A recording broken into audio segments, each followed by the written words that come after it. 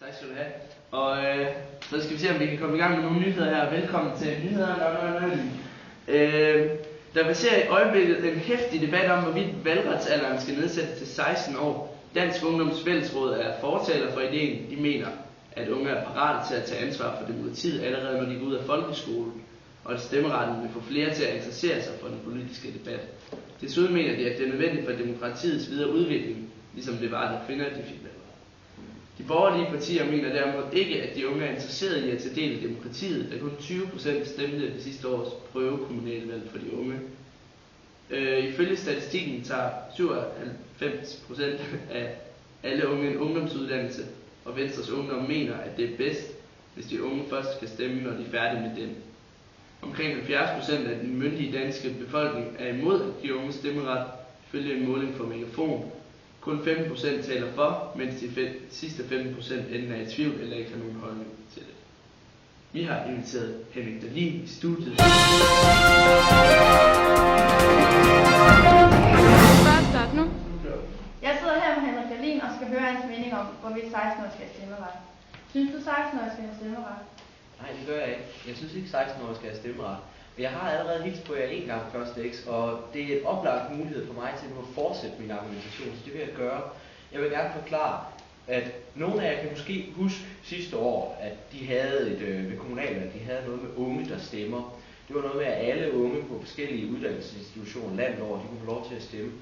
Jeg kan fortælle jer så meget, det var et latterligt lavt antal af unge, der deltog. Folk, de var ligeglade, og jeg regner altså med, at folk, de tager det alvorligt, når de får en mulighed for at stemme, også selvom at de kan vide, at det ikke betyder noget politisk senere. De skulle jo netop tænke lidt længere end det. De skulle tænke, at hvis vi stemte til det her unge valg her, som ingen politisk indflydelse egentlig havde, så kunne det være, at der var nogle politikere, der ville sige, hey, de unge er i stand til at stemme, det ser fint ud, vi giver dem ret til at stemme. Men sådan var der ikke nogen, der tænkte. Og alene den måde at se det hele på, er et bevis på, at de unge ikke skal have ansvar. De kommer ikke, når der er mulighed for at stemme. De kommer ikke, når der er mulighed for at præge samfundet. De kommer ikke, når der er mulighed for at gøre deres egen situation bedre. Så er der også det her med, at du i folkeskolen bliver uddannet til at tage stilling og deltage i den politiske proces.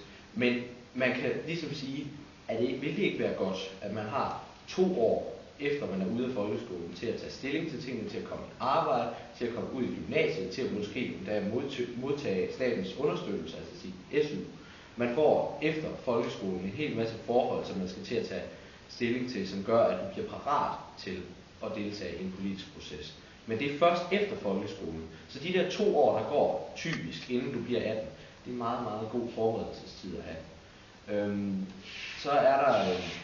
Så er der selvfølgelig det spørgsmål, det lille ting der med, at du har ikke myndighed. Du har ikke valgret, altså du kan ikke blive valgt. Så hvis man forestiller sig, at du fik stemmeret, du skulle stille et kryds, så kan du altså ikke blive valgt. Der er altså en ujævnhed. Du kan ikke blive valgt, men du kan godt stemme på andre mennesker. Det er jo egentlig ujævnt. Sådan noget skal gerne følges ad. Man kan I forestille jer en 16-årig, der sidder i byrådet eller i Folketinget. Kan I forestille jer en 16-årig skrive under på landets grundlov? Kan I forestille jer en 16-årig, der skal vende tilbage til mor og far hver aften, efter der har været møde i Folketingssalen eller møde nede i byrådet? Nej, fordi så kan mor og far stå der og præge deres lille barn og sige, Nå, du skal lige høre.